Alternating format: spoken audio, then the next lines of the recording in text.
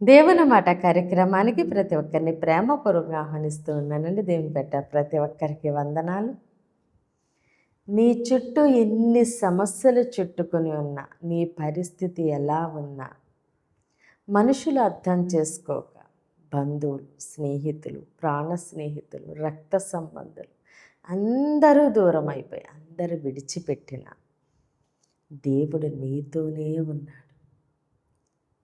దేవుడు నీకు ఆశ్రయముగా, కొండగా, రక్షకుడిగా ఉన్నాడు. అంటున్నారు, అమ్మా భయపడుకో, నేను నీకు తోడుగా ఉన్నాను.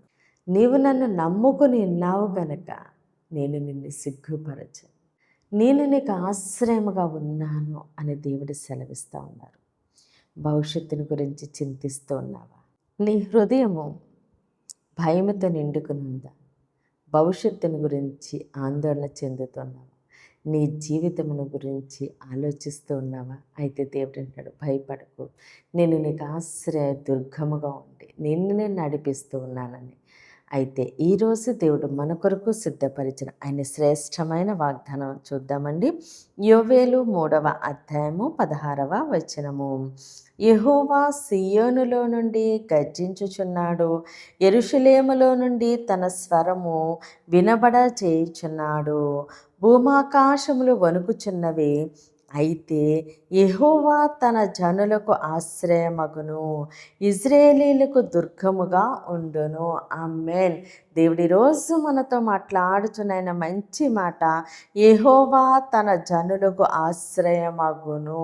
ఆమేన్. మనము ఆయనకి స్వాస్యముగా, ఆయనకి బిడ్డలుగా మనం ఉంటుండగా, దేవుడు మనకి తండ్రిగా, మనకు రక్షకుడుగా, మనకు ఆశ్రయముగా, మనకి కొండగా, మనకి కోటగా ఉండి మన ప్రతి పరిస్థితి నుంచి విడిపించి తప్పించి ఆయనే మనల్ని నడిపిస్తూ ఉన్నారు.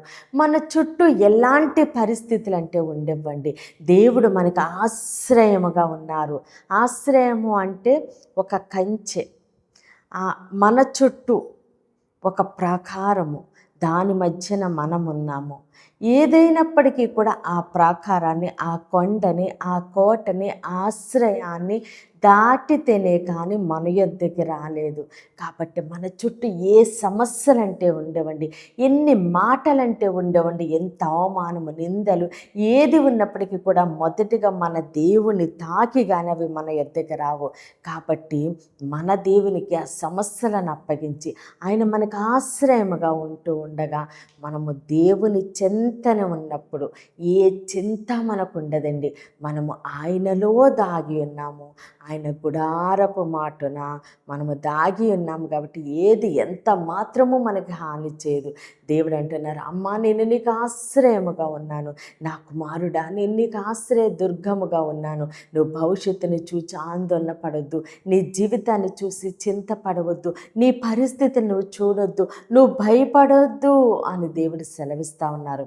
కాబట్టి మనకు కలిగిన భయమును, చింతని, ఆందోళనని సమస్తమును దేవునికి అప్పగిందామండి. ఆయన మనకు ఆశ్రయముగా ఉండి మనల్ని దాచి కాచి కాపాడుతుండగా సమస్త ఘనత, మహిమ, ప్రభావాలు మనము దేవునికే చెల్లిందామండి. ఈ కొద్ది మాటలు దేవుడు మన వినికిల్లో దీవించి ఆశీర్వదించునుగాక.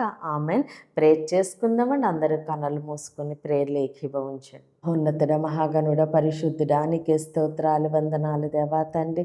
ఇచ్చిన వాగ్దానం మా జీవితంలో నూరింతలుగా ఫలించునుగాక. దైవజనుల వారి కుటుంబాలు, సంఘాలు, పరిచర్యలు యేసు నామములోనే దీవించబడునుగాక. యెరూషలేముకి యేసు నామములోనే క్షేమము కలుగునుగాక.